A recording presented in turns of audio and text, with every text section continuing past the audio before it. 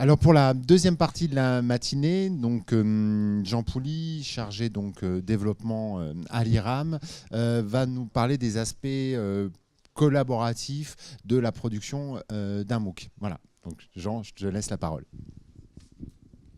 Je vais me mettre debout. Bah, effectivement, ça fait un peu la transition avec ce que nous a présenté ce matin Alexandra, parce que on a vu finalement dans cette économie de la production d'un MOOC qu'effectivement il y avait, j'ai retenu, en tout cas pour ce MOOC-là, 20 personnes qui ont participé, c'est ça. Donc on voit bien que par rapport à l'enseignant qui traditionnellement fait son cours, on est un peu obligé de se mettre en mode de coproduction. Donc j'ai essayé de réfléchir un petit peu qu'est-ce que ça avait comme conséquence sur la façon de produire du savoir ensemble, en termes d'organisation, aussi en termes de métier, de compétences, de matériel, parce qu'effectivement c'est assez nouveau et si on ne le prend pas en compte, c'est pas évident d'arriver à un résultat et surtout une fluidité aussi, parce que comme on a beaucoup d'intervenants différents, de métiers différents, on rentre vraiment dans quelque chose de nouveau. Alors c'est plutôt une bonne nouvelle parce qu'en fait, vous allez voir dans ma présentation que c'est un format qui est en train de se développer énormément. D'ailleurs ici à IRAM, c'est des sessions qu'on accueille très régulièrement parce qu'ici c'est un Learning Lab. Ce lieu permet d'accueillir des formats de coproduction, je vous en parlerai aussi, parce qu'il a des fonctionnalités spécifiques qui fait qu'avec le matériel numérique, les tables amovibles, etc., enfin toute l'ingénierie qu'on a mis en place, c'est vraiment fait pour ce qu'on appelle notamment le co-design, donc de pouvoir concevoir ensemble des prototypes et d'être assez créatif rapidement sur des journées, sur des sessions. Donc ici, on a très souvent ce type de travaux collaboratifs et vous allez voir que ça répond en partie à l'objectif justement de production d'un MOOC, même si on n'est pas tout le temps, souvent les gens sont à distance. Alors j'ai pris un exemple, je vais être très franc, je suis allé sur Fun, j'ai pris le premier MOOC que j'ai vu, c'est celui qui est en tête en ce moment. Bon, celui que nous a présenté Alexandra était peut-être encore plus illustratif, mais j'ai voulu comme ça prendre au hasard le dernier MOOC qui était sur Fun, donc c'est celui sur l'agroécologie, hein, qui vient d'être lancé. Et bien déjà, on voit que c'est forcément une coproduction pédagogique. Vous allez voir tous les MOOC, il n'y a jamais, ou très très rarement, enfin moi j'en ai pas vu, une seule personne, une seule institution. On est très souvent dans de la coproduction. Donc là, on a Montpellier Supagro, et puis l'UVA, c'est l'Université virtuelle d'agroécologie, qui sont coproducteurs. Et puis on a une fondation et encore un autre partenaire. Alors, ce MOOC, ils ne sont pas très très nombreux. Il y a des MOOC où il y a encore plus de coproducteurs. C'est un peu, on parlait tout à l'heure d'opéra, où on pourrait parler de films. On est vraiment dans des coproductions, alors qui peuvent être à géométrie variable, mais on voit bien qu'il y a déjà plusieurs acteurs. Nous, on va bientôt démarrer un MOOC sur l'insertion professionnelle. C'est pareil, on va réunir le comité de pilotage. On va se retrouver à je ne sais pas combien, parce qu'il y a l'université, il y a Télécom Saint-Étienne, il y a la fondation, il y a une société extérieure, il y a des enseignants, il y a les responsables de l'insertion pro. Donc on va se retrouver avec une équipe. Et là, je parle que de ceux qui coproduisent, mais après, il y a tous ceux qui vont faire. Donc déjà, il faut prendre en compte le fait que on a déjà dans les producteurs des parties prenantes qui sont différentes et qui vont avoir aussi peut-être pas forcément le même rôle, les mêmes attentes. Évidemment, une vaste équipe pédagogique. Donc là, ça, c'est l'équipe pédagogique du MOOC de l'agroécologie. On voit qu'on a des écologues, qu'est-ce qu'on a, une zootechnicienne, un agronome, voilà, des gens qui viennent de différentes universités, donc qui se connaissent ou qui ne se connaissent pas, qui ne sont pas forcément au même endroit. Et là, ce n'est donc que l'équipe pédagogique. Alors, je ne sais pas combien vous aviez d'enseignants en tant que tel sur le 3. Donc là, il y en a 10. Parfois, voilà, ça peut aller, ça peut être à géométrie variable et être nombreux. Donc là aussi, il y a un enjeu de coordination et de mise en commun, déjà rien qu'au niveau de l'équipe pédagogique. j'ai repris les photos, Alexandra, hein, parce que j'ai voulu illustrer les ingénieurs pédagogiques. Donc je me suis permis de prendre Alexandra et Stéphanie, qui est notre ingénieur pédagogique.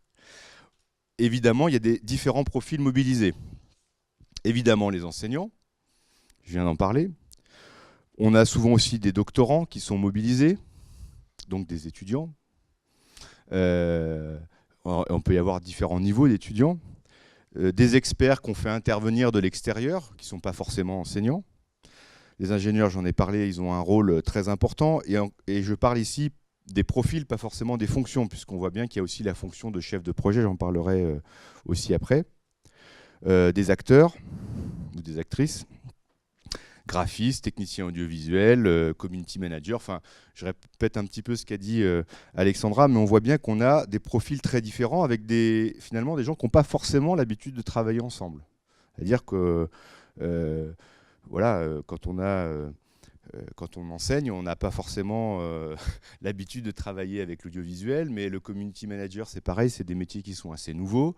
Donc, on est vraiment dans un travail d'équipe avec des gens qui ne sont pas ensemble au même endroit, qui ne se connaissent pas forcément, qui ne vont pas du tout faire les mêmes choses, et néanmoins qui vont avoir un but commun. Donc, c'est quand même assez nouveau.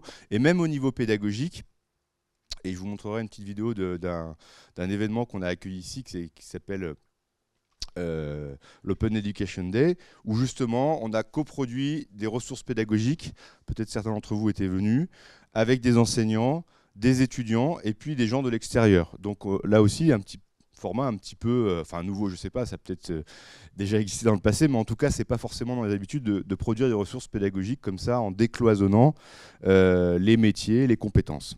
Mais ça peut être très très enrichissant.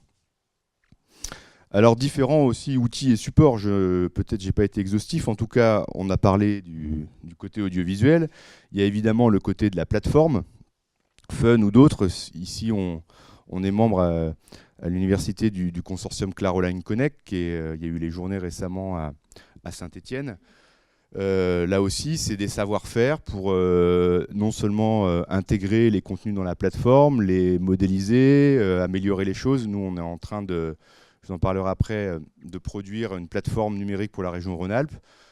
Sur Claroline Connect, bon, bah, il faut avoir des compétences pour un petit peu, je vais dire, adapter la plateforme à ses besoins en termes de graphique. Enfin, moi-même, je ne suis pas technicien, mais quand on rentre dedans, ce n'est pas si simple que ça. Fun est assez formaté. Alors, on ne peut pas faire ce qu'on veut. Je veux dire, on ne peut pas rentrer dans le back-office de la machine et changer beaucoup de choses. Sur Claro9, on peut faire un peu plus, mais là aussi, on a besoin de compétences, de spécialistes qui sont très, très utiles pour que le résultat final soit vraiment à la hauteur de ce qu'on veut faire. Parce que quand on rentre vraiment dans le concret, ben, il y a des choses graphiques, des choses ergonomiques, des fonctionnalités dont on a besoin, etc. Et puis tout le volet logiciel pour les captures, par exemple des screencasts. Donc les screencasts, c'est, par exemple, cette présentation, je pourrais la filmer, me mettre en capture d'écran à l'intérieur et puis souligner des choses et puis enregistrer tout ça et en faire un petit module d'explication. Bon ben voilà, il faut maîtriser un logiciel et tout ça n'est pas forcément inné, ça doit s'apprendre, donc il y a une problématique de formation bien sûr, mais du coup si on est dans un travail collectif, c'est quand même plus confortable de pouvoir répartir les rôles. Bien sûr, on apprend au passage, hein, Alexandra est devenue actrice, donc elle a un nouveau métier. Mais bon, on n'est pas tous, notamment les enseignants, vous êtes concentrés voilà, sur votre sujet principal. On ne peut pas s'improviser tous ces métiers d'un coup. Même si, et je pense que c'est un des bénéfices principaux de pouvoir participer à cette aventure collective, c'est aussi apprendre d'autres choses et du coup faire évoluer sa pédagogie. Alors il y a aussi la problématique des lieux. Vous voyez, j'ai fait la série, il y a les hommes et les femmes, il y a le numérique, les plateformes, les logiciels, et puis il y a les infrastructures, parce qu'à un moment donné, ça peut être aussi intéressant de pouvoir être regroupé, en tout cas pour des moments justement de coproduction, dans des lieux où on va travailler ensemble. Et c'est un petit peu l'intérêt de ce type de nouveaux lieux universitaires comme IRAM, qu'on a appelé Learning Lab. On a lancé la semaine dernière, il y a plus longtemps, mais on a réuni la semaine dernière le réseau des Learning Labs qu'on a fondé avec le Learning Lab d'Écully, qui est géré à la fois par l'EM Lyon et l'École centrale de Lyon, qui est un lieu à peu près similaire. Et on a réuni près d'une quarantaine de Learning Labs qui sont soit créés, soit en cours de création en France. Les gens sont venus de Lille, de Marseille, de Nantes, de Rouen. Enfin, vraiment, il y avait une vraie mobilisation avec des équipes universitaires ou d'écoles qui sont en train de monter ce genre d'infrastructure parce que justement, ils sont confrontés à l'évolution de la pédagogie, notamment à la production de MOOC, pas seulement. C'est aussi l'utilisation du numérique en cours, les classes inversées, etc. En tout cas, l'infrastructure peut être vraiment un atout. Et voilà, on a la chance à Saint-Étienne d'avoir ce lieu. Évidemment, il ne suffit pas parce qu'on doit être en coopération, notamment avec nos collègues de la DSI, l'audiovisuel.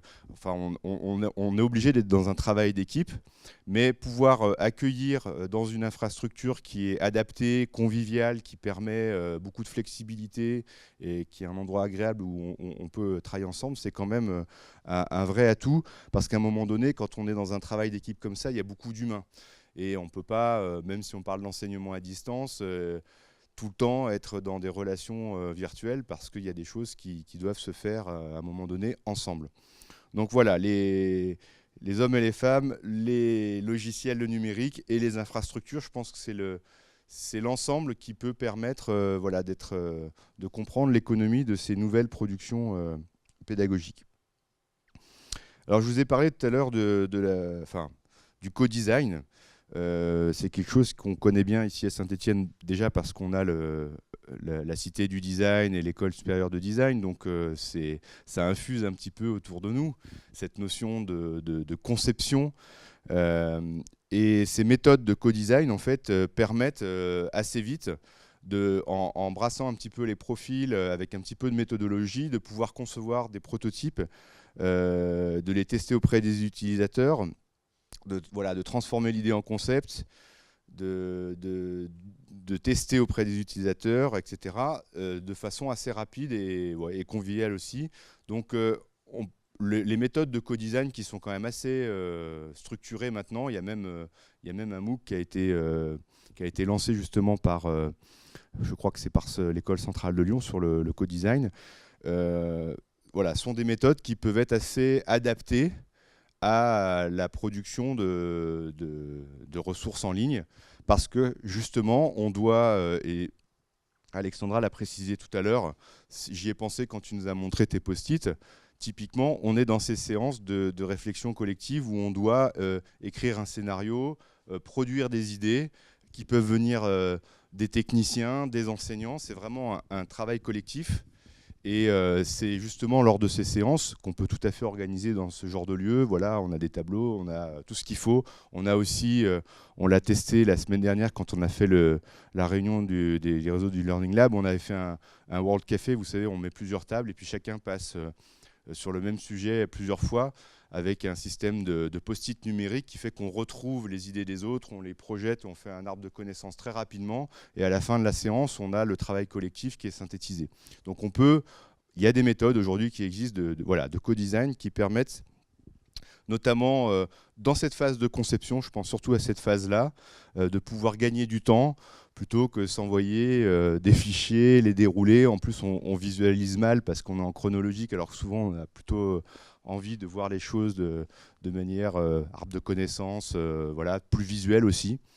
Donc, sans doute, ces méthodes-là, qui sont assez normées maintenant, peuvent être reprises pour ces coproductions pédagogiques.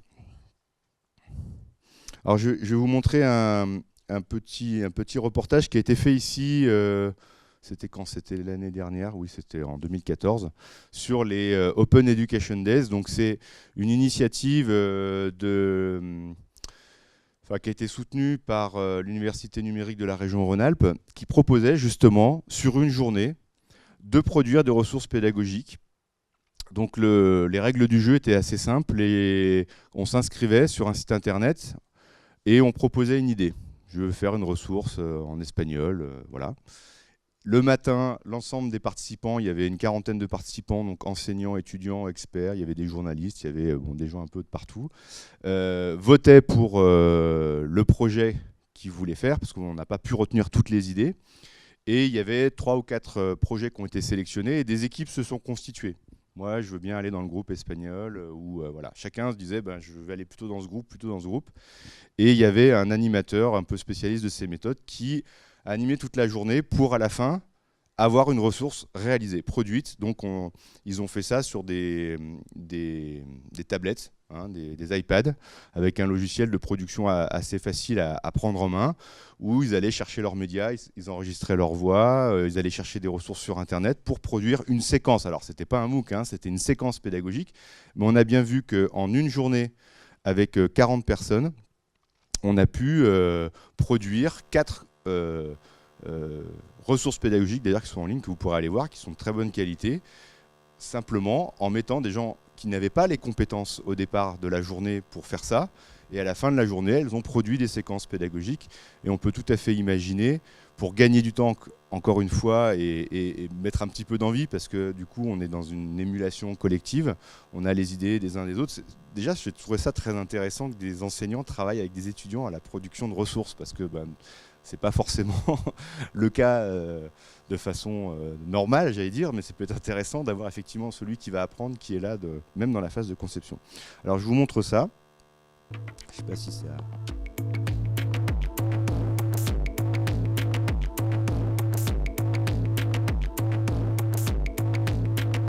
L'idée, il leur a demandé, voilà, vous avez une ressource à créer. La première chose, c'est quel est le désir pour votre étudiant, pour votre enfant. Bon, ça marche pas. Pourquoi ça marche pas?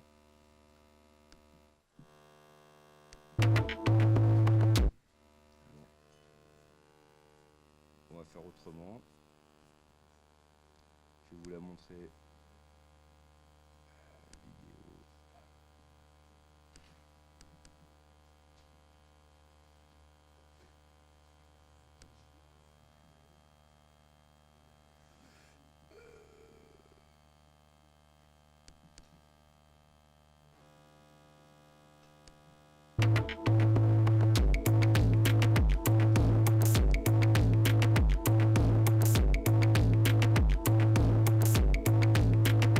L'idée, il leur a demandé, voilà, vous avez une ressource à créer. La première chose, c'est quel est le désir pour votre étudiant, pour votre enfant qui va, enfin vos élèves qui vont participer. Plutôt que de partir des ressources en disant j'ai ces connaissances-là à faire passer. Non, là, c'est pourquoi l'élève ou l'étudiant aurait envie d'apprendre ça. Donc voilà, donc l'idée, c'est de les plonger dans un processus nouveau de réflexion et de comprendre surtout qu'on peut bosser à plusieurs. Et qu'un enseignant, il n'est pas tout seul pour faire sa ressource. Il suffit qu'il s'allie avec des collègues. Donc là, aujourd'hui, il y a des étudiants, il y a des enseignants, il y a aussi des citoyens, donc des gens qui ont juste envie d'être là parce qu'ils sont passionnés d'éducation, et ils comprennent qu'en fait on peut apprendre partout et tout le monde peut enseigner. On a tous des choses à donner. Donc c'est vraiment un mouvement et un état d'esprit de réfléchir la société autrement et d'aider en fait à promouvoir l'éducation comme solution pour un monde meilleur en fait. C'est vraiment... c'est ça, l'idée, c'est si tout le monde en fait peut obtenir en fait l'éducation, il va pouvoir grimper sur l'idée de tout ce que les autres ont fait. On dit grimper sur les épaules des géants. Tout ce que les autres ont fait, en fait, je vais pouvoir m'appuyer dessus pour pouvoir, moi, proposer quelque chose de nouveau et puis voir plus loin et réfléchir surtout ensemble. Parce que ce consortium, il regroupe plus de 60 pays. Il y a 300 universités. Donc c'est beaucoup de gens qui réfléchissent ensemble autrement. Il y a beaucoup de fondations qui participent à financer. En fait, c'est juste un facilitateur et de lien en fait entre les gens. Donc il y a une conférence qui a lieu annuellement, et puis localement, en fait, on essaye chacun de développer des ressources. Et donc voilà, ces journées Open Education Day, c'est pour faire connaître le principe et aussi donner envie aux enseignants d'innover dans leur pédagogie avec des ressources différentes. Pourquoi je suis venue là? En fait, j'ai assisté à une conférence en 2008 où il y avait un petit monsieur des États-Unis qui est en fait le vice-président du MIT et qui s'occupe de technologie, et il présentait ce mouvement d'open education et il montrait une carte du monde. Et au niveau de la France et de l'Europe, c'était quand même un grand vide. Et moi je me suis dit, on est au pays de liberté, égalité, fraternité, et c'est pas possible qu'on n'y soit pas. Donc voilà, donc du coup c'est pour ça que je me suis lancée dedans. Et maintenant il y a le ministère de l'enseignement supérieur qui adhère, il y a l'Organisation internationale de la francophonie, l'UNESCO, je bosse aussi avec eux, j'ai fait un rapport sur l'open education. Enfin voilà, donc les institutions commencent à venir. Maintenant il faut aller vers les universités et vers les enseignants. Voilà pour cette Open Education Days donc, qui s'est passée à IRAM et qui a été vraiment... voilà, alors c'était pas encore une fois une production de MOOC, mais c'était vraiment l'idée du co-design sur une journée, un format finalement assez simple. Enfin, c'est simple. Il faut des gens qui connaissent. Hein. C'est vrai que Sophie Touzé, qui a animé ces Open Education Days, elle est spécialiste de l'Open Education. Donc, qu'est-ce que c'est? C'est aussi c'est l'ouverture dans la production, c'est aussi l'ouverture des formats. L'idée, c'est que toutes les ressources aussi soient en format ouvert, open source, pour qu'ils puissent être réutilisés. Et cette journée s'est passée ensuite à Grenoble et à Lyon. Il y a eu 3 journées comme ça. Et j'espère que ça aura de nouveau lieu l'année prochaine. Alors je voulais aussi vous parler d'un format de MOOC qui est complètement, enfin qui pousse le curseur encore plus loin dans le volet collaboratif des MOOC. C'est ce qu'on appelle les MOOC connectivistes. Peut-être vous en avez entendu parler. Parce qu'en fait, il y a 2 formats de MOOC. Alors vous voyez, bon, ça c'est du jargon de geek. Hein. Il y a les XMOOC, c'est les plus courants. En gros, qui reprennent un peu le format, on met du contenu, puis les apprenants le voient, entre guillemets, le consomment. Il y a un petit peu d'interaction plutôt sur le tutorat, mais les apprenants ne participent pas à la construction du savoir. C'est des enseignants, comme je vous l'ai dit, qui le font. Et puis ces MOOC, c'est les MOOC connectivistes, qui prennent, il y a un parti pris très fort de dire, mais finalement, le savoir... il n'est pas détenu que par 10 personnes, il peut être enrichi collectivement par toute la communauté. Donc vous avez 7500 personnes qui ont participé, donc 40% actifs. On pourrait imaginer que dans les 40% actifs, il y en a encore peut-être 10% qui auraient pu être super actifs parce qu'ils détenaient un savoir sur Parce que quand on lance un MOOC sur un sujet, j'imagine celui sur l'agroécologie, les gens qui vont venir dessus, il y a des néophytes, puis il y a des gens qui ont une petite idée en se disant moi je connais un peu l'agroécologie, je vais voir ce que c'est. Mais peut-être qu'ils auraient pu aussi amener quelque chose. Et du coup, le MOOC connectiviste est dans cette philosophie. Donc il y a un MOOC qui s'appelle ITIPA, là, qui a été réalisé sur Internet. Et ce MOOC a été totalement... alors bon, il y avait des animateurs du MOOC, il faut tout le temps une équipe d'animation, de gestion, mais la base de ce MOOC est de pouvoir produire un savoir collectif. Donc voilà, il s'agit de regrouper collectivement de l'information, de la trier pour n'en garder que le plus utile, selon ses besoins et ses intérêts. Donc c'est tout un gros travail de collecte et de tri qui est fait par la communauté elle-même, qui va sélectionner ses ressources. Et c'est un travail qui va être fait un petit peu de façon continue, parce que comme nous le disait tout à l'heure Alexandra, l'intérêt c'est que c'est pas figé. Le MOOC il peut être rejoué, donc de saison en saison, il va être amélioré par justement les apports des participants qui deviennent finalement tous coproducteurs d'une certaine façon, même si je mets tout ça entre guillemets parce que les contributions vont être de différentes natures. Ça peut être simplement quelqu'un qui fait une remarque ou quelqu'un qui amène une ressource ou qui rédige une ressource, donc ça peut aller plus loin. Et donc après, de pouvoir les diffuser le plus possible avec différents supports, que ce soit évidemment tout ce qu'on retrouve sur les MOOC, ça peut être des vidéos, des blogs. Et voilà, Christine Vaufray qui a participé, qui est lyonnaise et qui a participé à ce MOOC ITIPA, nous dit on élargit en faisant participer pour quelques milliers de personnes qui apportent leur savoir et ensuite on restreint l'information à des contenus de qualité proposés par des internautes qui les ont approuvés. Donc voilà, ce mouvement d'ouverture et ensuite de sélection, parce qu'on ne peut pas tout prendre, mais c'est la communauté qui sélectionne les meilleurs contenus. Donc là, on voit bien que le côté collaboratif, l'aventure collaborative peut être poussée extrêmement loin, et en plus de manière virtuelle, en tout cas à distance, puisque là il ne s'agit plus, on ne peut pas réunir 7000 personnes, même si on voit aussi dans la réalité, et c'est ça qui est très intéressant, que souvent dans les MOOC, après, il y a des gens qui font connaissance et qui ont envie de se retrouver dans la vraie vie. Et il y a aussi parfois ces communautés qui se mettent en mouvement, qui se retrouvent après en vrai pour prolonger des projets, etc., faire des prototypes. Donc là, on a dans le connectivisme quelque chose qui est poussé beaucoup plus loin, qui peut être intéressant. Alors, il faut savoir, enfin, nous, on nous a proposé avec l'Institut Mines Télécom de participer à un MOOC qui s'appellera Transition numérique, qui va être un MOOC qui va expliquer la transition numérique de la société. Et le parti pris serait connectiviste, justement. Alors, on n'en a pas encore l'expérience. J'espère que ça va démarrer dès la rentrée dans la production. Je serais ravi, dans 1 an ou quelques temps, de vous faire un retour personnel, parce que je pense que tant qu'on ne l'a pas vécu, on voit bien qu'il y a quand même beaucoup de vécu là-dedans. Je ne sais pas trop ce que ça donne. Je connais des gens qui ont participé, qui en retirent beaucoup d'intérêt. Je crois quand même savoir c'est aussi beaucoup de boulot et c'est encore plus difficile parce qu'il y a beaucoup de monde, il y a beaucoup de contenu. Donc le travail collaboratif, c'est super, mais ça a aussi certaines limites. Voilà. En même temps, ce que je voulais aussi vous faire partager à travers cette petite... maxime de Benjamin Franklin, c'est que le fait de s'impliquer, et là je pense aussi aux étudiants dans la coproduction, c'est qu'il y a une vertu pédagogique. En tout cas, il peut y en avoir une, parce que du coup, en étant impliqué dans le processus, on a plus de chances aussi de pouvoir vraiment apprendre les choses et pas simplement les écouter, recevoir du savoir comme ça, sachant qu'en plus, le savoir, comme on le sait maintenant, il est quand même un petit peu partout.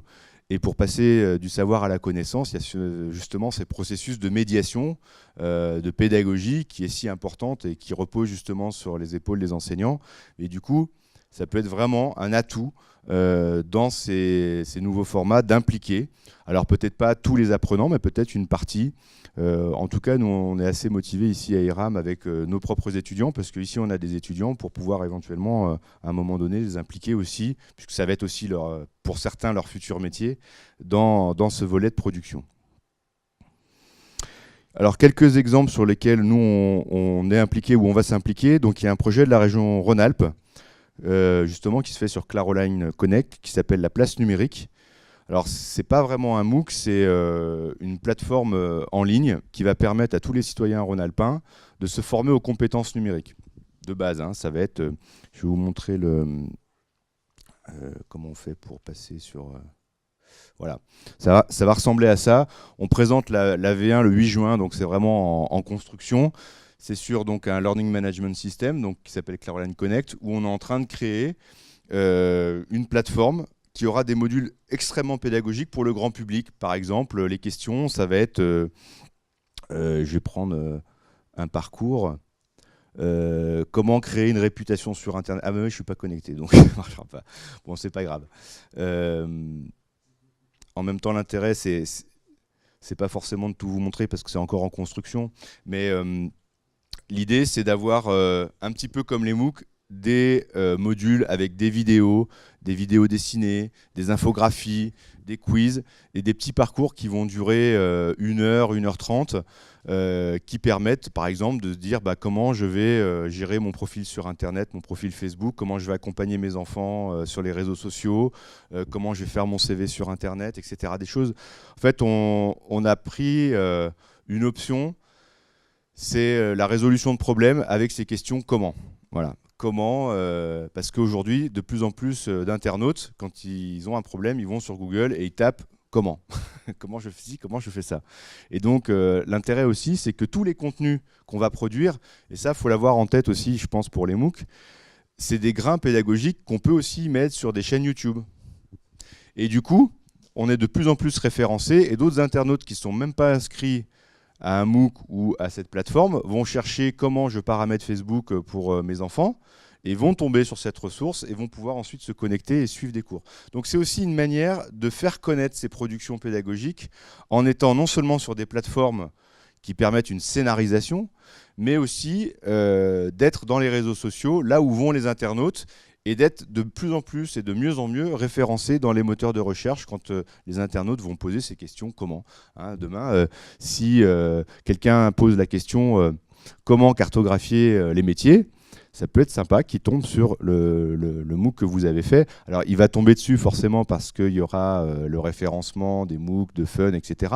Mais ce qui peut être aussi intéressant, alors je ne sais pas si c'est le cas pour les ressources qui sont déjà dans Fun, c'est de pouvoir retrouver certaines ressources ailleurs, notamment sur YouTube ou dans d'autres plateformes, SlideShare pour les présentations, etc. Parce que du coup, l'audience des internautes, elle est un petit peu en étoile comme ça dans différents réseaux sociaux. Donc voilà ce projet de la place numérique. Pourquoi je voulais vous en parler? Parce que la production des contenus va être faite par les formateurs. C'est-à-dire que sur le sujet des compétences numériques, on a un enjeu, c'est que les formateurs de la formation professionnelle dans différents domaines et d'autres formateurs qui sont spécialisés sur la médiation numérique, notamment à travers les espaces publics numériques, sont des personnes ressources qui connaissent bien les compétences numériques. Et eux, ils ont besoin de contenus variés, sympas, attractifs pour former leur public à passer des certifications comme le B2I, le C2I, le Pass Internet, etc. Et aujourd'hui, qu'est-ce qu'ils font? Ils font eux-mêmes leur contenu un petit peu, on va dire ça vulgairement, à l'arrache, en copiant-collant des trucs qu'ils trouvent sur Internet, en essayant de trouver un tuto mais qui est mal fait, qui dure 1h30 ou voilà.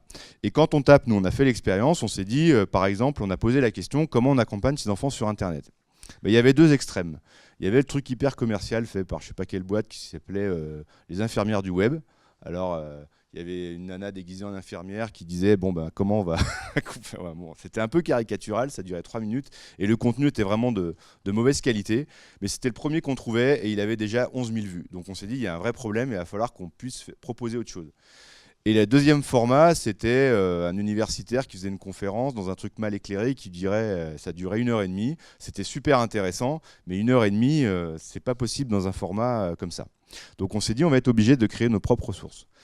Donc l'idée, c'est qu'on va, ici, à partir de la rentrée, monter des séminaires de coproduction avec les animateurs, les formateurs, et on va leur faire des vidéos dessinées, des infographies, des tutoriels, des quiz, des interviews, pour produire leur propre contenu. Et grâce à la plateforme, et parce qu'on a des ingénieurs pédagogiques, on va scénariser ensemble, on va les aider à scénariser les parcours avec, un peu comme vous avez fait, l'accroche, l'introduction, ensuite peut-être un texte, un quiz. Je ne rentre pas dans le détail, mais il y a aussi de l'orientation, parce qu'à un moment donné, selon quel profil on a, on peut faire de la pédagogie différenciée, partir plutôt dans une orientation ou plutôt dans une autre, selon là où on en est. Par exemple, on a commencé sur l'identité numérique. Il va y avoir des gens qui n'ont aucune identité numérique. Il y a des gens pour qui ils sont déjà sur Internet et leur problème, c'est plutôt de la maîtriser. Donc selon là où on en est, on partira dans différentes directions qui seront scénarisées. Donc voilà, on a vraiment pris le parti de faire produire ensemble des contenus avec finalement les pédagogues qui... alors c'est pas des enseignants, enfin c'est des formateurs, hein. Ils sont pas enseignants, chercheurs à l'université, mais ils sont formateurs. Et du coup, ils vont venir produire ensemble les contenus qu'ils vont utiliser après. Et on pourra aussi embarquer leur propre public dans l'aventure pour voir si ce qu'ils produisent a le bon niveau de compréhension pour le public. Parce que typiquement, dans les compétences numériques, on a un gros défaut, et on l'a vu en faisant la plateforme, on est en train de faire un glossaire, c'est qu'on utilise des mots qui sont incompréhensibles pour les gens. Voilà. Parce qu'on jargonne, mais c'est comme ça, hein. Il y a beaucoup de mots anglais, beaucoup de mots techniques, et rien que ça, il y a tout un tas de gens qui vont pas vous le dire, mais déjà ils ne comprennent pas. Donc quel est le niveau d'explication, quel est le vocabulaire qu'il faut utiliser pour, en tout cas sur ce sujet, vulgariser les compétences numériques. Donc voilà un exemple très concret que nous on va mettre en place. Le deuxième job, c'est ce MOOC sur l'insertion professionnelle qui va démarrer à l'initiative de la Fondation de l'Université de Lyon et qu'on va copiloter avec Stéphanie le plus rapidement possible. On doit réunir notre comité de pilotage avant l'été pour justement planifier toute la production. Et là aussi, on a l'ambition de pouvoir mobiliser à la fois les enseignants, bien sûr, mais également d'autres ressources. Le but de ce MOOC, c'est de permettre aux étudiants qui sont en fin de parcours de pouvoir suivre un MOOC sur l'insertion pro, c'est-à-dire faire son CV, apprendre à chercher un job sur Internet, faire son portfolio en ligne, créer son identité numérique. Ce n'est pas forcément le cas, hein. Souvent, le défaut au départ, c'est qu'on n'a pas vraiment de réseau. Et aujourd'hui, ça se passe de plus en plus en réseau, la recherche d'emploi. Et puis surtout, on n'a pas forcément, même si ils sont jeunes, on a un peu une déformation, on pense qu'ils sont super forts en numérique, ce n'est pas forcément le cas. Il y en a pas mal, par exemple, qui ne sont pas du tout sur Twitter. Ils sont beaucoup sur Facebook, mais pas forcément sur Twitter. Et donc, du coup, il y a un vrai enjeu de pouvoir leur proposer des modules, et on va le mettre dans les maquettes. Hein, Loïc, tu me corriges si je me trompe, pour que chaque étudiant, en tout cas nous, on va le proposer, puisse avoir, suivre ce MOOC, voilà, sur la recherche d'emploi et l'insertion pro. Et on va essayer aussi de le mailler avec des événements dans la vie réelle, notamment avec le job dating, pour que ensuite ceux qui suivent le MOOC, en tout cas sur l'université, hein, ceux qui seront au Québec, je ne sais pas s'ils pourront venir à Saint-Étienne, mais puissent rencontrer des employeurs, et les employeurs pourront avoir accès à leur CV. Donc voilà un projet. Et puis il y a un projet qui est vraiment pas du tout acquis, parce que c'est un dépôt de projet qu'on a fait dans le cadre des IDEFI numériques, qui s'appelle Eden, qui va se faire au niveau de la commu. Donc on a déposé un projet pour pouvoir éditorialiser des séquences pédagogiques au niveau de la commu, avec un système un peu organisé, où justement on mutualise différentes ressources d'ingénierie pédagogique, de studio, de différentes compétences, toutes celles dont on a parlé ce matin en fait, pour avoir une méthodologie très simple où on dépose un projet sur un site internet, ensuite on rencontre un ingénieur, ensuite on est invité à une séance de co-design, les choses se calent, il y a des gens qui se rencontrent. Pourquoi ? Parce que si on veut faire par exemple, mais c'est un petit peu comme l'exemple sur l'agroécologie, il y a un projet de MOOC sur les smart grids.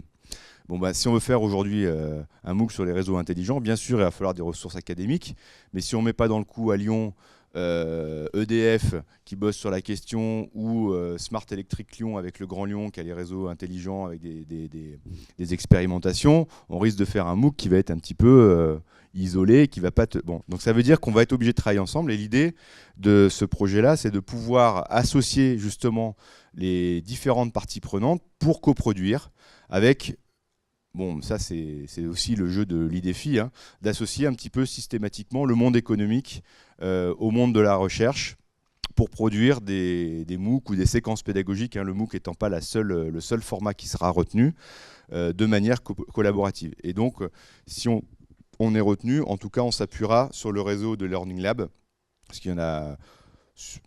Je vous ai dit qu'on s'était réunis à 40, mais rien que sur la région Rhône-Alpes et sur la commune, il y en a déjà presque une dizaine qui sont soit ouverts, soit en cours d'ouverture. Donc on a déjà une vraie infrastructure de lieu.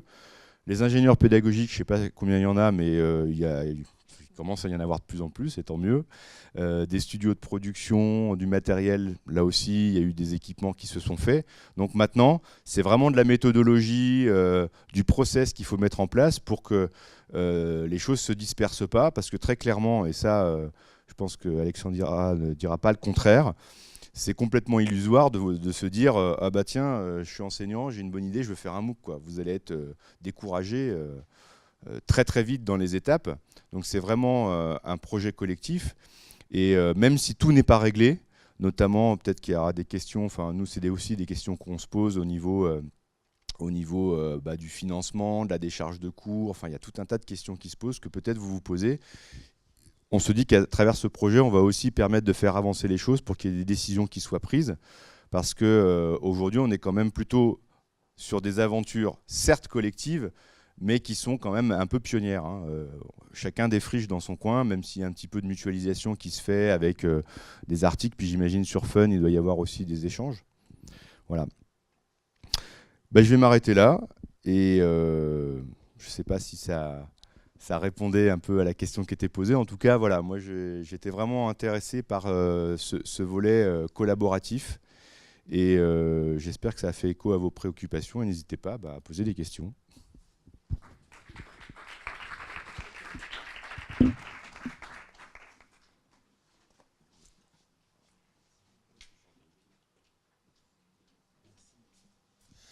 Merci Jean. On voit qu'avant tout, c'est une aventure humaine, quoi, le collaboratif, plus que des méthodes. Pardon, excusez-moi. Peut-être quelques questions plus nettes dans Oui. Oui, je voulais juste avoir une question sur le MOOC connectiviste, c'est ça? Oui. Quels sont les... Alors, je comprends bien que c'est intéressant pour les apprenants de participer à ça. Maintenant, quelles sont les difficultés que vous identifiez aussi par rapport à ça? C'est-à-dire qu'à un moment donné, vous le disiez, il y a toute une communauté avec des connaissances différentes. Et comment, à un moment donné, avec le temps qui est imparti, le budget qui est imparti, on arrive à sélectionner et avancer sur un projet? Parce que ça peut devenir très lourd, finalement.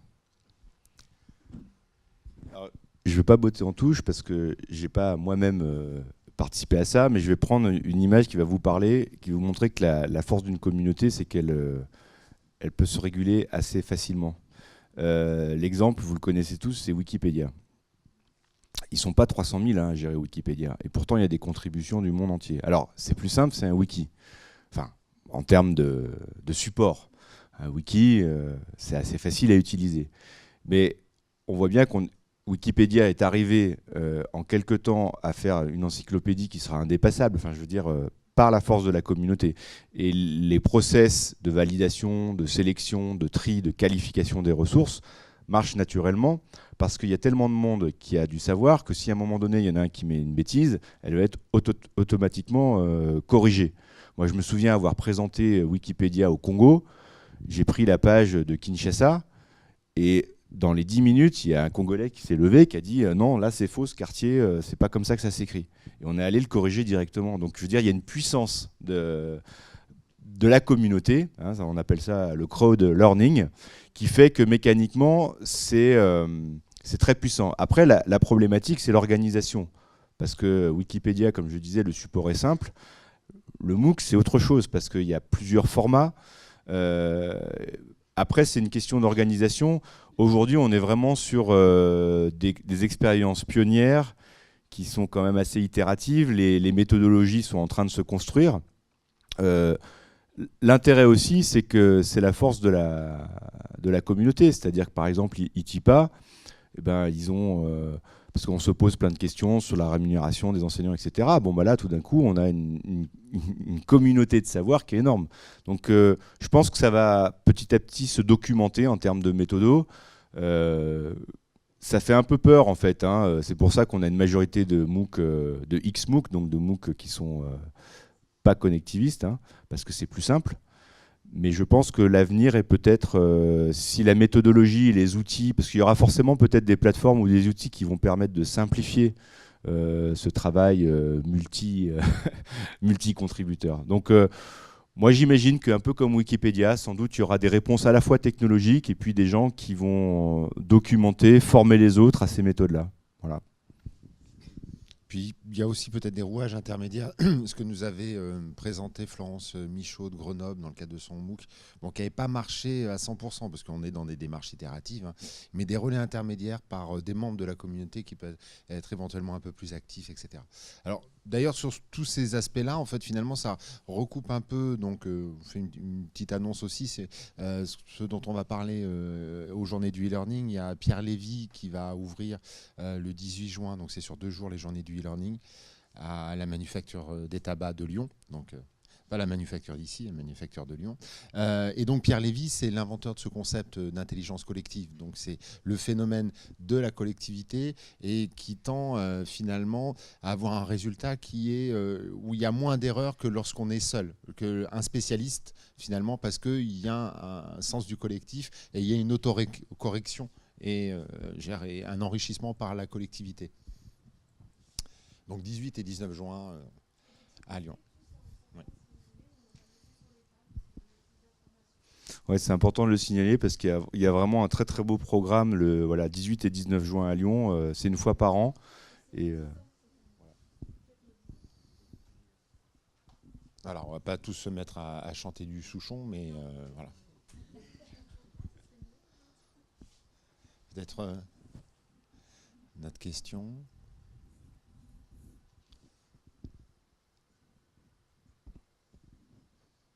Et donc, dans les projets que tu avais présentés, il y aura une dimension collaborative sur les plateformes que vous êtes en train de monter sur les usages numériques. Est-ce qu'il va y avoir un enrichissement par la communauté, justement? Est-ce que c'est envisagé ou dans une V2 ou par la suite? Ben en fait, sur la place numérique, c'est la philosophie même du projet. C'est même le cahier des charges. C'est-à-dire que la région Rhône-Alpes nous a dit, voilà, on veut monter une plateforme de ressources sur les compétences numériques, parce qu'aujourd'hui, il y a tout un tas d'espaces publics numériques qui forment les gens, de communautés différentes. Ça va être, c'est toute la formation professionnelle, hein, les différentes communautés. Ils ont besoin de monter en compétences et de se certifier. Mais aujourd'hui, les ressources sont éparpillées. Donc, créez-nous une plateforme et créez-nous un système autoporteur, en quelque sorte, qui va produire les ressources. Donc au début, on était on a un peu pris peur, parce que, surtout quand on a vu ce qui existait, on s'est dit on n'a pas le choix. Et là où moi je trouve qu'il y a une bonne nouvelle, c'est que le ticket d'entrée ou l'accessibilité à la production de ressources a largement baissé. Je ne dis pas que tout le monde peut en faire, mais on l'a vu à Open Education Day, on peut avoir des néophytes, ou quasiment, qui peuvent commencer à produire des ressources assez facilement. Parce qu'aujourd'hui, une vidéo dessinée, ici on fait des formations à ça, en une journée, vous apprenez à scénariser, à schématiser, à monter et à produire une ressource à la fin.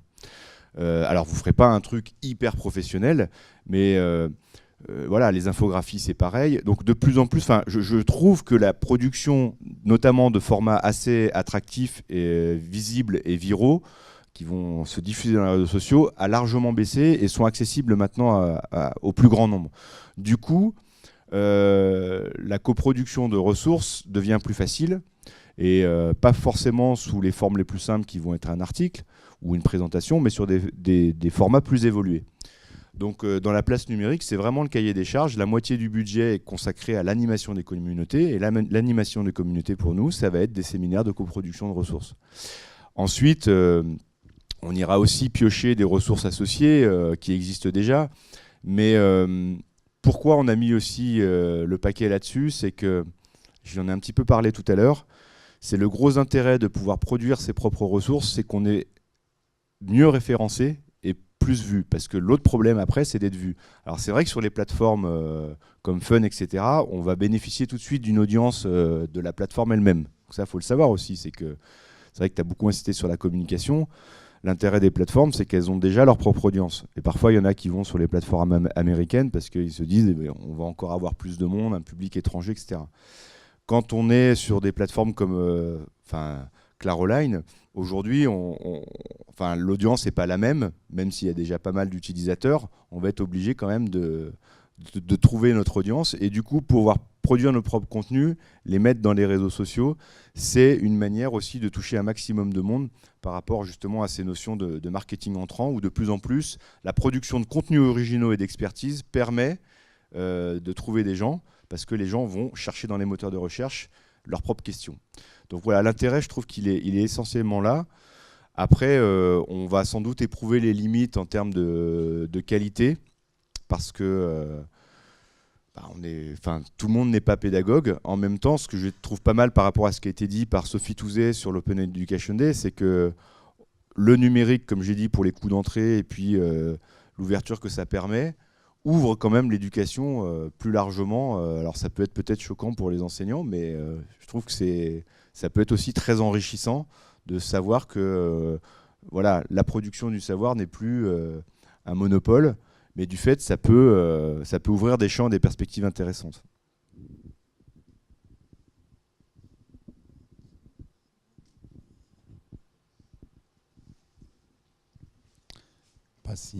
Pas d'autres questions? Si.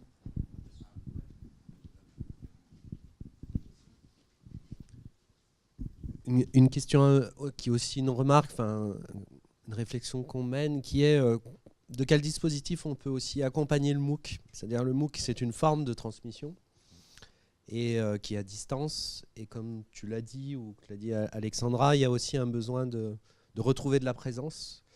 Et donc, je pense que c'est quelque chose auquel il faut qu'on réfléchisse quand on fait aussi un MOOC, c'est quel dispositif on lui accole en termes de présentiel.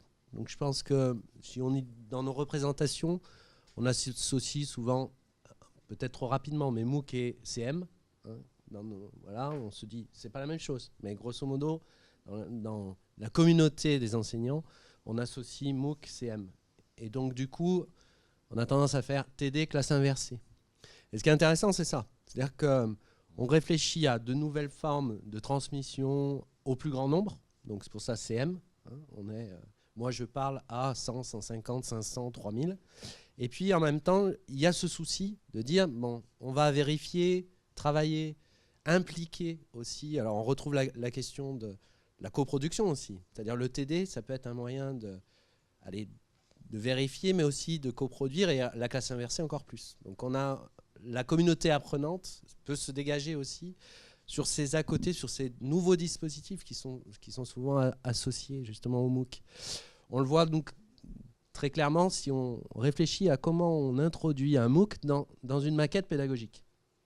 Donc là, je passe de côté le problème de la rémunération, du comptage des heures, des choses comme ça qui restent le problème. Mais grosso modo, voilà, je vais le mettre à la place de quoi, mon MOOC? Ou je le mets en plus de quoi? Très souvent, on se dit, tiens, ça remplace pas mal un CM. Mais il faut que je change mon TD. Voilà. Et ça devient un autre dispositif. Et très concrètement. Hein. Donc, et là, dans le cadre de la commu, alors on est amené, dans le cadre des AOF, vous devez penser les mentions à plusieurs parcours. Bon, un MOOC, ça résout pas mal de choses. Parce que du coup, il n'y a pas de transfert d'étudiants. On peut le faire entre Lyon et Saint-Étienne sans qu'il y ait un déplacement. Hein. Et j'ai mon MOOC, et j'ai mon... Voilà. On va tester ça pour 2016. Mais grosso modo, c'est ça. Donc, quel est le dispositif? Au contraire, inversement, il faut repenser les dispositifs de présentiel. Et comment... Voilà. Merci.